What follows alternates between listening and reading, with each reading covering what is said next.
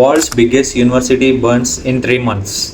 ఒక టైంలో ఇండియాలో ఒక యూనివర్సిటీ ఉండేది. ఆ యూనివర్సిటీలో 10,000 స్టూడెంట్స్, 9 million బుక్స్. ఇంకా అప్పట్లో అది వరల్డ్స్ బిగ్గెస్ట్ యూనివర్సిటీ. బట్ ఒక ముస్లిం ఇన్వైడర్ వచ్చి అన్నీ నాశనం చేశాడు.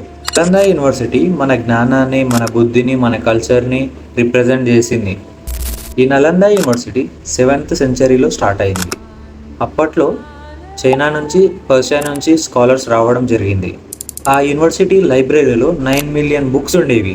ఇంకా ఆ యూనివర్సిటీలో 10,000 మాంక్స్, రీసెర్చర్స్ స్టడీ చేస్తూ ఉండేవాళ్ళంట. Nalanda university modern Oxford, Harvard universities ముందే ఉండేది.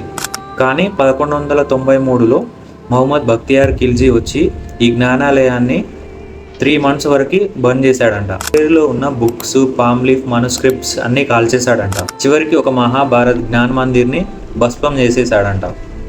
నలంద యూనివర్సిటీని బిల్డ్ చేయడానికి కొన్ని సెంచరీస్ పట్టిందంట.